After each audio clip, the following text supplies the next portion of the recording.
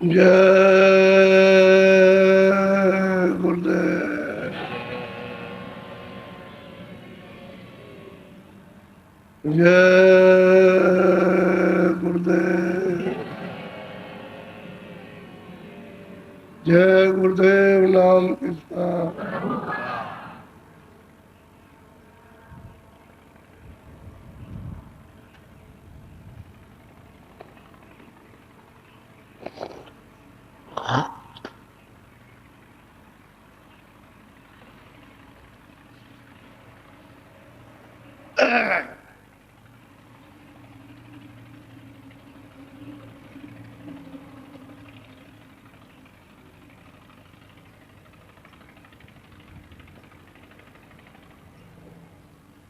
कल आपको उन महात्माओं का, महापुरुषों का बताया जिन्होंने अपने गुरु के द्वारा, गुरु की कृपा से उस मालिक को प्राप्त किया।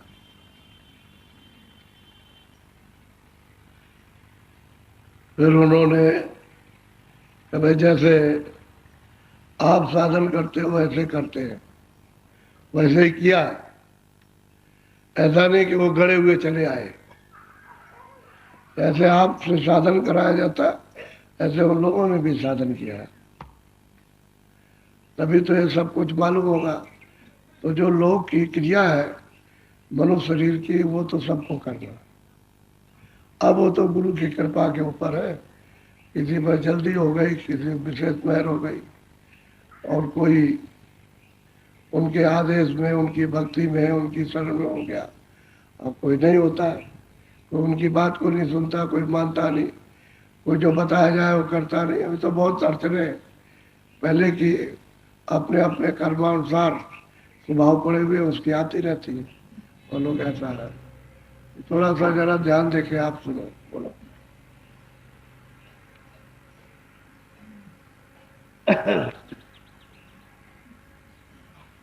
संतन की गति कस कस गाऊं, अस कोई देखी पर नहीं ठाऊं। अब गोस्वामी महाराज कहते हैं भाई संतों की महिमा किस प्रकार से, किस विधि से गाई जाए, क्योंकि उनके गाने के लिए कोई चीज तो है नहीं है। इसलिए अगम अगोई, अगम है और कोई कह नहीं पाता, कह नहीं सकता। ऐसी उनकी महिमा संतों की। बोलो। मोरी मत नीची माहुर सींची, शांत चरण की लार। अब कहते हैं कि मेरी मति बहुत, मतलब है ओछी थी, मति बहुत गंदी थी।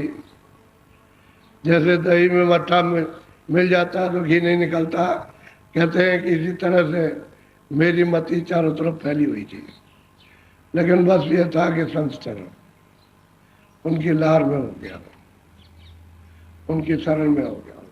तो एक ही निशाना कि बस इन्हीं की शरण से काम बनेगा, दूसरा और कोई काम अपने बल पर से तो कुछ नहीं बन सकता। कि भाई हमको साधन कर रहे, कुछ विवेक विचार कर रहे हैं, कुछ ये करें, उससे कुछ नहीं। बस कहते हैं कि भाई संत चरण, एक ही आधार पकड़ा। बोलो।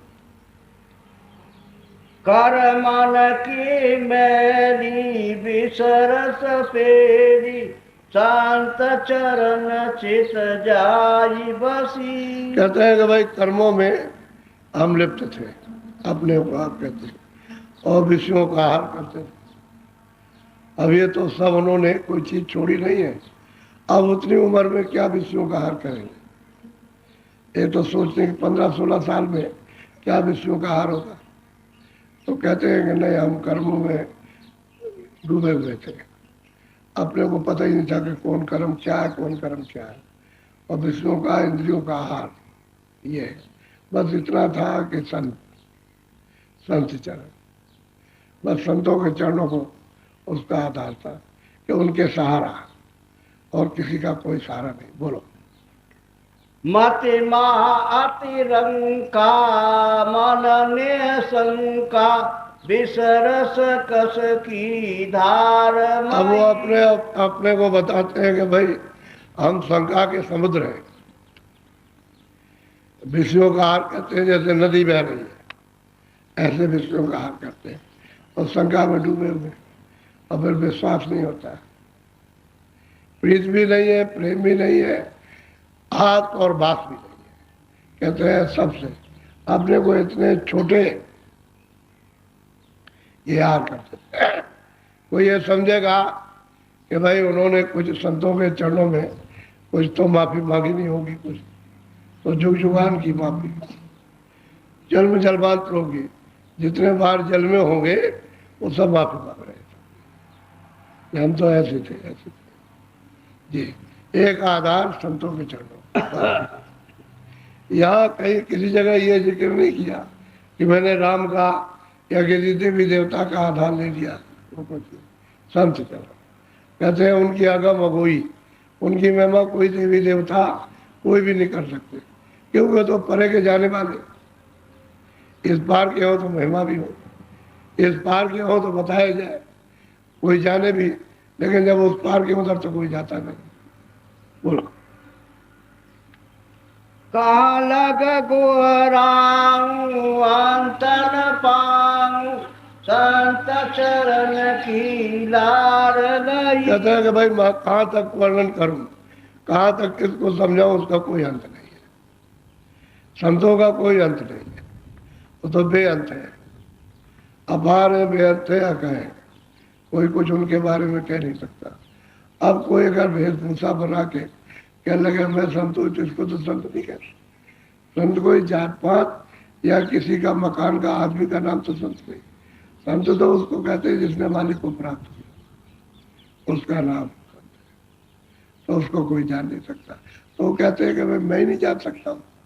उन्होंने कहा, बहुत लोग कहते हैं मैं संत को जाना, तो गोस्वामी जी कहते हैं तो उसी कहे कान पर हाथ, मैं तो समझ नहीं पाया, मैं तो जानता नहीं उनको, और लोग कहते हैं कि मैं जान गया। यानी सब कुछ जानने के बाद में कहते हैं हम नहीं जान सकते। बोलो दर्शन पाए कर्म नसाए, पाप पुण्य सब छार भई। कहते हैं भाई संतों का दर्शन हुआ, गुरु ने दर्शन दिया, कहते हैं कर्म नसाए, पाप सब क्षीण हो गए। ये बात तो सत्य है कि कर्म नाश हो, जो कर्म किया है क्रियामान हो तो नाश होना चाहिए, पापों को तो क्षीण होना चाहिए। प्रारब्ध न खत्म कीजिए, प्रारब्ध खत्म हो जाएगा तब तो शरीर नहीं रहेगा, क्योंकि जिस पर ये शरीर मिला हो तो प्रारब्ध है। क्रियामान कर्म वो है कि जब आपने मनुष्य पा लिया और करते हो वो क्रियामान। तो कहते हैं कि सब कर्म नसाए और पापों को सबको चीर कर दिया, तब जाकर के संतों के चरणों लीन होता है। अब वो अपना आधार सब कुछ बता रहे कि बगैर उनके मिले हुए पाप नाश नहीं हो सकते, कर्मों का विनाश नहीं हो सकता, और दूसरा कोई कर नहीं सकता, योगी कर नहीं सकते। योगी जति और तपी सन्यासी तो कुछ कर नहीं पाएंगे, संत ही करते हैं। तो जब तक ये कहते हैं कर्म नाश हो, पाप क्षीण नहीं होंगे, तब तक ये जीव जा नहीं सकता, बंधन में रहेगा, क्योंकि कर्मों का ही तो बंधन है, इसी से तो देही मिलती है। जब कोई कर्म नहीं है तो देही क्यों, किस आधार पर देही मिलेगी जब कर्म ही नहीं। पाप और पुण्य अपने पास नहीं है तो वो कोई भी शरीर नहीं मिल सकता, तो मैं सूरत यहाँ रह नहीं सकती, तो यहाँ से छुटकारा हो जाएगा उसका, क्योंकि पाप और पुण्य तो पृथ्वी का कर्म है, और पृथ्वी के कर्म किए नहीं तो यहाँ रहेगा नहीं। अब जब पाप पुण्य क्षीण हो गए, नाश हो गए, तब फिर मतलब यह है कि यहाँ नहीं रहेगा। और संतों ने कृपा कर दी, दया कर दी, उनके बगैर ये नहीं हो सकता। बोलो मोय निर्मल कीना दया निधि चीना, ऐसे सिंध दरियाव मई। कहते हैं कि भाई मेरे ऊपर में उन्होंने कृपा दया, और कृपा के लिए समुद्र है। कहते हैं मेरे ऐसे जीवों पर उन्होंने दया कर दी, कृपा कर दी, उन्होंने अपना लिया। और कहते हैं कि जैसे नदी को समुद्र में मिला देते हैं, उस तरह से उन्होंने समुद्र को सागर में मिला दिया, यानी पहुंचा दिया, जहां से आए थे वहां पहुंच गए। ये किसकी कृपा हुई? कहते गुरु की कृपा हुई। जो उन्होंने आज अंत प्राप्त किया वो सब गुरु की कृपा से किया। उन्हीं के गुणगान गा रहे हैं और कहते हैं कि मैं कह नहीं सकता, क्यों मेरे पास कोई जवाब तो है नहीं, कोई कागज कलम तो है नहीं, इसलिए उनकी अपार महिमा है। कहते कोई नहीं कह सकता। पूरे हो जाते हैं तब भी गुरु की महिमा का वर्णन नहीं हो सकता। तेन की रज पावन तुलसिया पावन मोह से अधम को धाम दई। अब कहते हैं कि भाई मैं तो इतना छोटा, इतना नीच और इतना अधम, और उन्होंने अपनी कृपा से चरणों में लगा दिया, और मैंने ऐसे छोटे जीव को और धाम दे दिया। ऐसी कृपा कर दी कि अपने निज धाम में पहुंचा दिया। अब अनामी पद में पहुंचा है। अब कोई ईश्वर पद तो है नहीं, कोई ब्रह्म का भी पद नहीं है, कोई पार ब्रह्म कहते हैं कि उस अनाम पद पे, कहते हैं मुझ नीच को, छोटे को उन्होंने उस धाम में पहुंचाया। साफ साफ कह रहे हैं कैसी कृपा हो दया, वो तो कृपा की निधि है, सब खजाना है उनके पास में, और दया हो गई। यानी जो जिस पर दया नहीं कर सकता उस पर दया करके और निज धाम दिया। निज धाम में अपना धाम जहाँ के वो है वो दिया। बोलो। तुलसी नीच निहार संत शरण न्यारा किया। कहता है कि भाई तुलसी ने जो सबसे छोटा था, जो नीच था, जो कुरीति था, कहते हैं कि ऐसी कृपा दया हुई कि सबको निहारा, सबको देखा। यहाँ भी देखा, स्वर्ग में कुंड भी देखा, ब्रह्म और पार ब्रह्म भी देखा, ब्रह्मांडों को भी देखा, और कहते हैं कि अपने निज धाम था उसको भी देखा। ऐसी कृपा, ऐसी दया हुई। कहते हैं सार का सार स्थान हमें दिया, घर दे दिया। जहाँ से जीव आए थे जिस सागर से, उसी में जाके ले, और कहते हैं मुझको दे दिया, पार कर दिया। सब चिल्ला रहे कि मुझको पार किया। माँ पुण्य उतरो पार संत चरण रज दूर। अब कहते हैं संतों की चरणों की रज लेकर के मैं भी पार, मुझे भी उतार दिया, मैं भी उतर गया पार उतर गया। कहते हैं वार पार, इधर से उधर उतरा, उधर से इधर आया। और तब उन्होंने शरीर में बैठ करके जब पार उतर गए तो लिख रहे हैं कि उनके चरणों की रज में ऐसी दया कृपा जरा सी हो गई, पार उतार दिया। जरा इसी कृपा हो जाए, उतने में काम बनता है। तो हम लोग कृपा लेना जानते भी नहीं, पता भी नहीं, क्योंकि इस समय पर जीव बहुत मलिन हो गया, यानी कुछ पकड़ में नहीं आता। कुछ तो पकड़ ले, पहले तो कुछ पकड़ लेते थे, चलो एक ही आधा कि हम जो कुछ भी है सो है, लेकिन चरणों को नहीं छोड़ेंगे। वो अगर पकड़ लेगा तो काम बन जाएगा। तो कहते हैं संत चरण की रज, उसकी दया कृपा हो गई कि मुँह पर पार उतर गया, मैं भी उतर गया पार। तुलसी मन निर्मल भयो सूरत सार सुधार संत चरण कृपा भई उतरो भोजन पार। संतों की कृपा दया हो गई और मेरा मन मतलब है कि निर्मल हो गया, बुद्धि निर्मल हो गई, चित्त निर्मल हो गया, ऐसे सब निर्मल हो गया। कहते ऐसी कृपा दया हो गई, मैं भी पार कर गया भवसागर से पार। अब भवसागर जो है वो तो बहुत दूर तक है, यानी वापस जन्म और मरण उसको कहते हैं भवसागर। जहाँ टिकाव ना हो उसका नाम भवसागर है। तो ईश्वर के धाम में भी टिकाव नहीं है, ब्रह्म के धाम में भी टिकाव नहीं। वहाँ कारण शरीर है, वहाँ सूक्ष्म शरीर है, स्वर्ग में कुंड में लिंग शरीर है, मृत्युलोक में स्थूल शरीर, कहीं भी टिकाव नहीं है, बस थोड़ा थोड़ा ज्यादा है।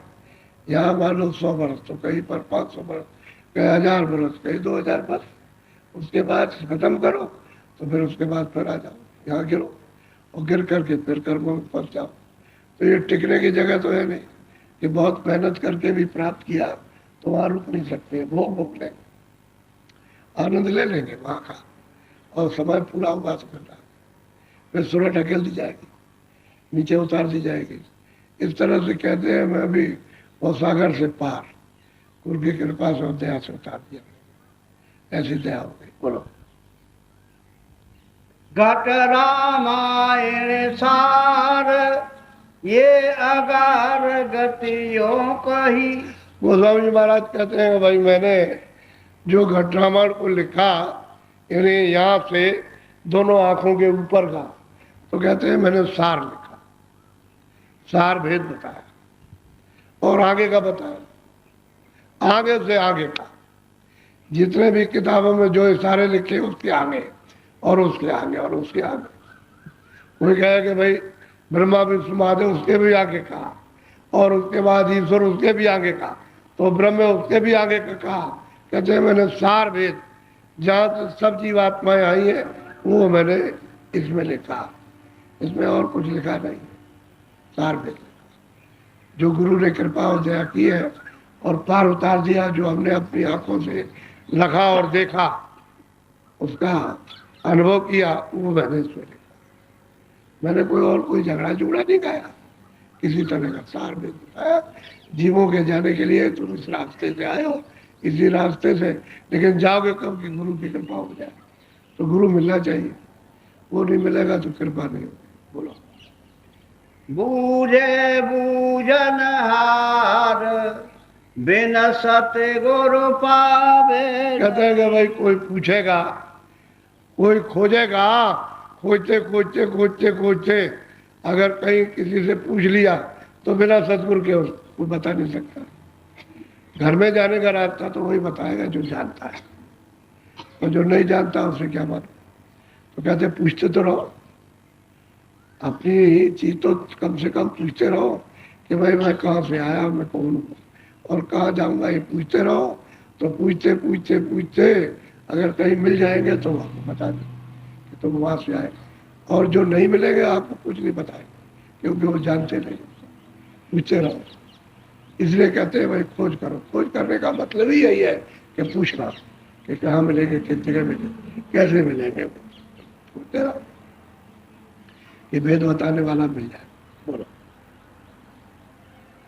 साते गुरु चरण निवास निस दिन सूरति बसी रही। कहते हैं भाई सतगुरु के चरणों में अब तो निवास हो गया, और सूरत हर वक्त सूरत उनके चरणों में बसी हुई, उनके चरणों में ठहरी है, लिपटी है, वो चरण नहीं छोड़ सकती। और चरण है गगन में, आकाश में, आंखों के ऊपर। जब सूरज चढ़ के जाए तो वहां चले, कहते हैं हर वक्त वहां बसी पड़ी है। अब वो छोड़ नहीं सकती चरणों को, और उसी से आती हो जाती है, ऊपर जाएगी नीचे आएगी, चरण पकड़े रहेगी, वो नहीं छूट सकते। एक बार पकड़ने के बाद फिर नहीं छूटते, तो पकड़े रहते। वो तो डोर है, नाम के शब्द की डोर है, उसको पकड़ लिया फिर नहीं छूटते, वहीं तक शब्द आ रहा, और उसी को आपने छोड़ दिया। अब यह है कि वो जब तक नहीं मिलते हैं चरण कमल, जब तक शब्द नहीं मिलता तब तक वापस नहीं जा सकते। कहते हैं निस दिन हर वक्त वहीं पर बैठी हुई है, एक पलक भी बिसरती और छोड़ती नहीं। बोलो।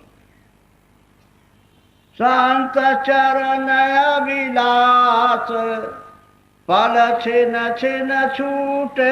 कहते हैं संचरण अभिलाष, मतलब यह है कि कहते हैं छिन छिन, सबसे छोटे समय में भी छूट नहीं सकता। इतनी खुशी, इतना आनंद, इतनी प्रसन्नता, प्रफुल्लता इतनी, कहते हैं इतनी अभिलाष। भूख लगी तो जब भोजन मिलेगा तभी भूख मिटेगी। कैसे ऐसी दया कृपा गुरु की हो गई, संचरण की, कि उन्होंने अपने से लगा करके और छिन छिन हमेशा सचेत कर दिया, होश में कर दिया। छिन छिन तो ये शरीर आपका जा ही रहा है बदहोशी में, काम काज करते हो होश ही नहीं जाता कि मुझको सुमरन करना या मुझको ध्यान करना है, भजन करना, उसमें लीन हो गए उसी काम। फिर काम है, क्रोध है, लोभ है, वो है, उसमें लीन गए, उसमें होश नहीं आता। इन विकारों में तो आप जुट गए, संत चरण कैसे मिलेंगे, उनकी कृपा कैसे पा सकते हो, और स्थिर कैसे करोगे, अपनी सूरत को कैसे निपटाओगे, कैसे पकड़ोगे उसको, जब बीच में इतने विकार भरे हुए। तो कहते हैं मेरा मन निर्मल कर दिया, बुद्धि चिन्मल कर दिया और निर्मल हो गया। अब वो संसारी थी, अब तो आर बदल चरण को बोलो।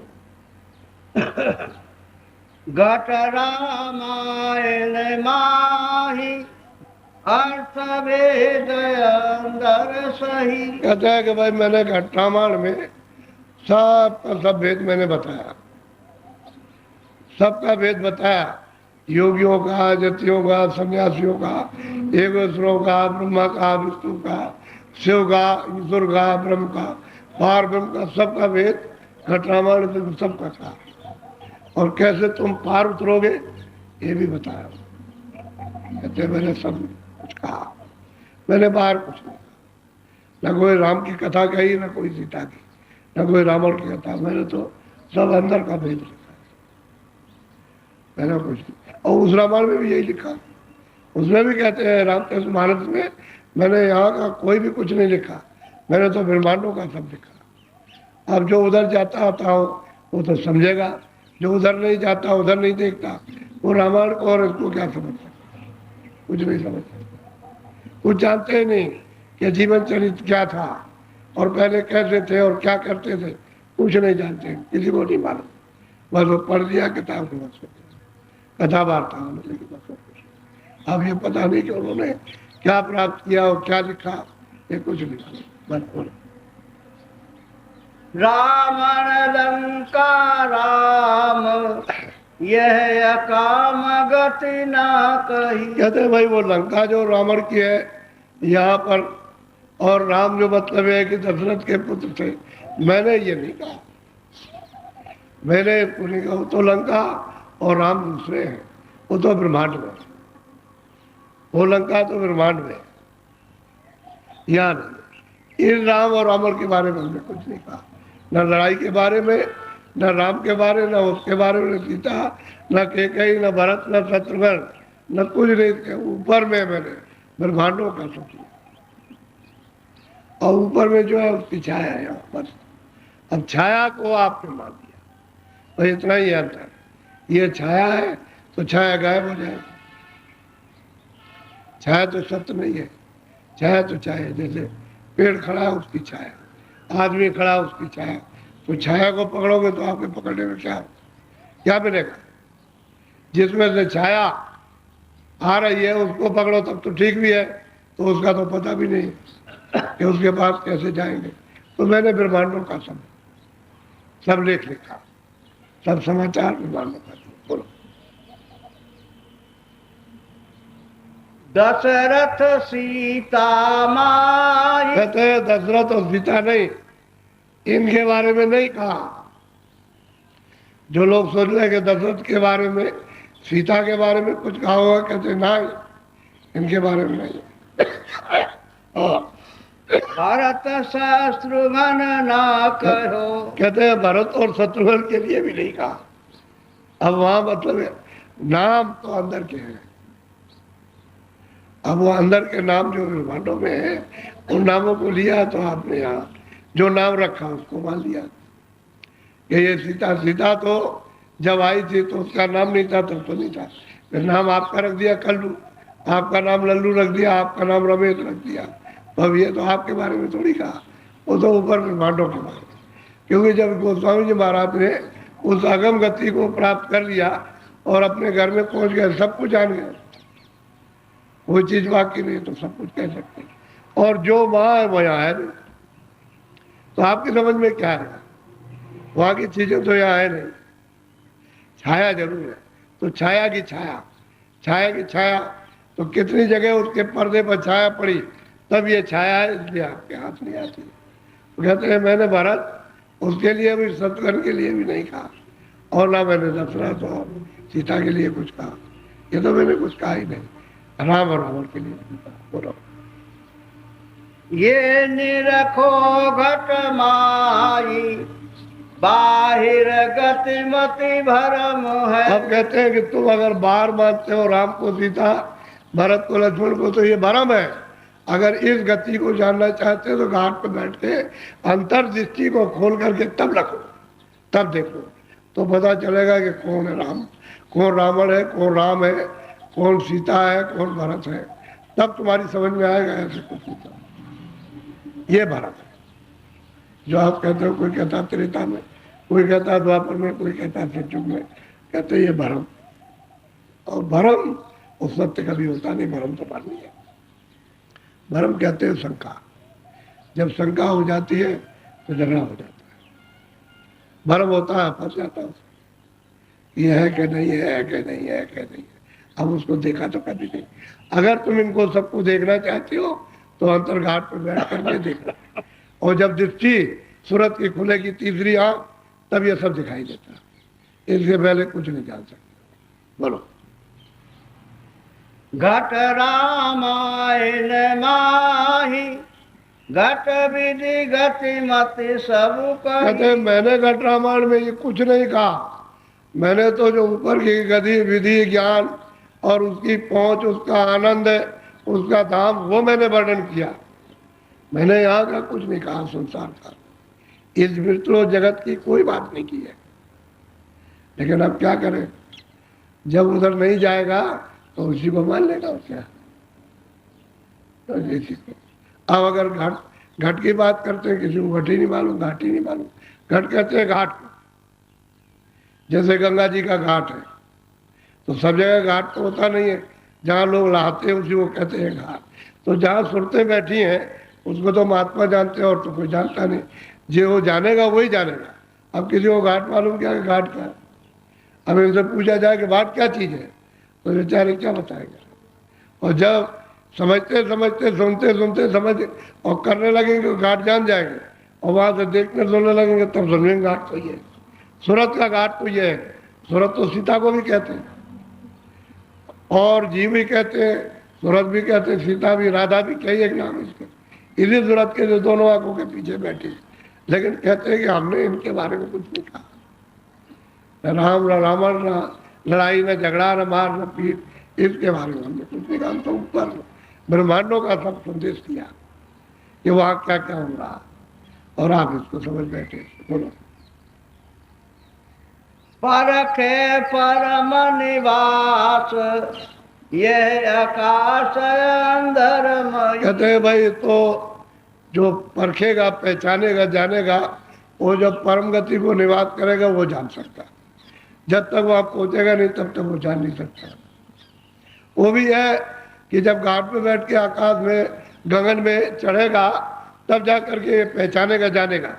और जब गगन में चढ़ के नहीं जाएगा तो क्या जानेगा, क्योंकि ऊपर तो जमीन है, सुरतों की जीवात्माओं की, ये जमीन है शरीर की। इसका शरीर का आकाश ऊपर और सुरतों का आकाश नीचे। ऊपर जमीन है, नीचे आकाश है, नीचे जमीन है, ऊपर आकाश है।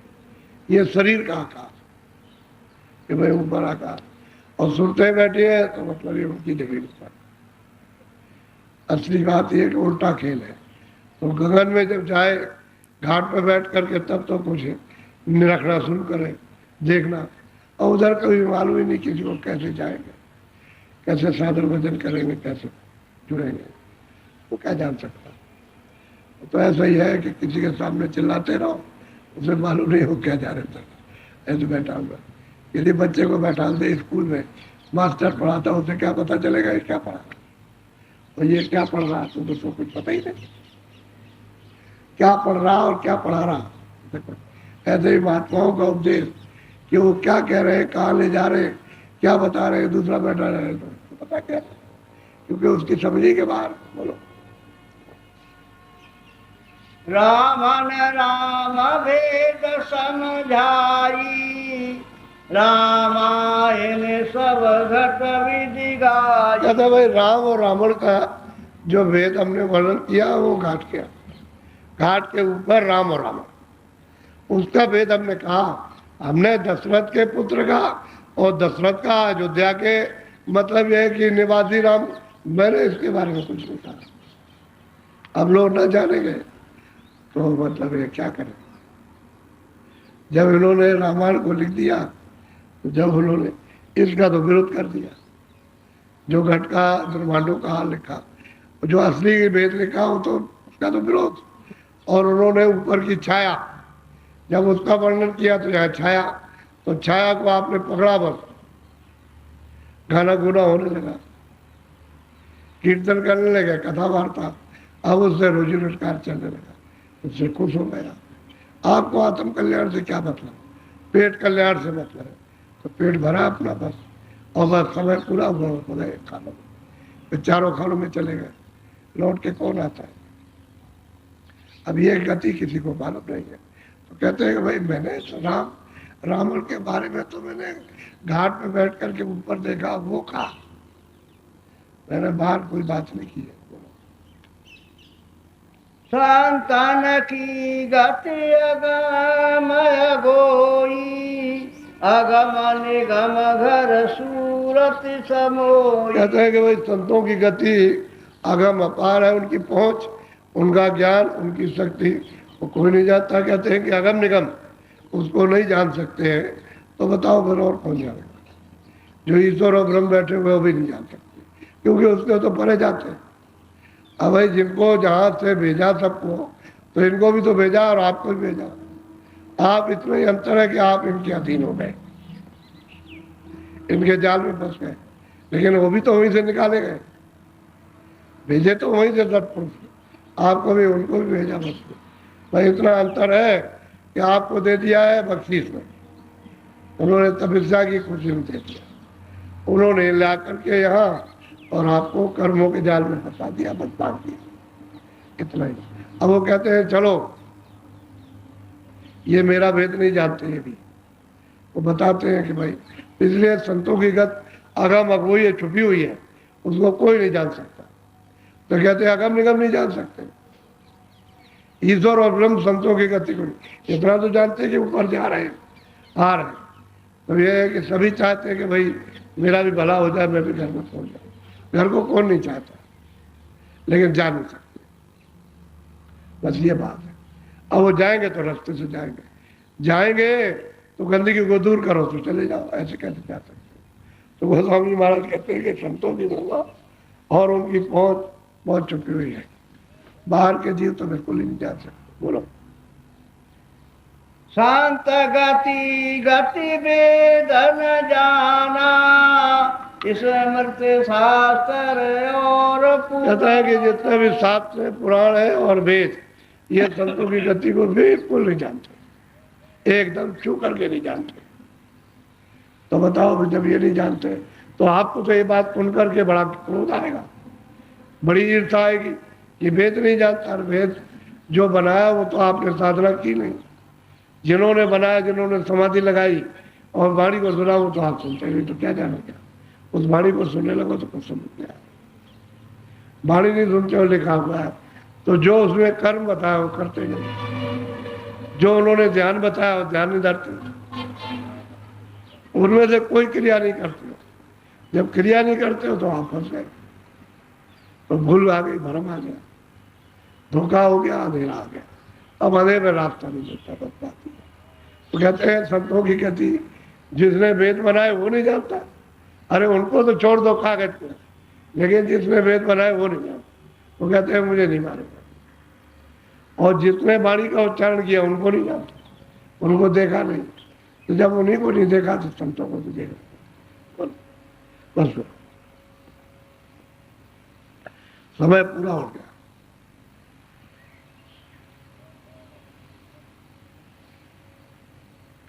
बोलो जय गुरुदेव।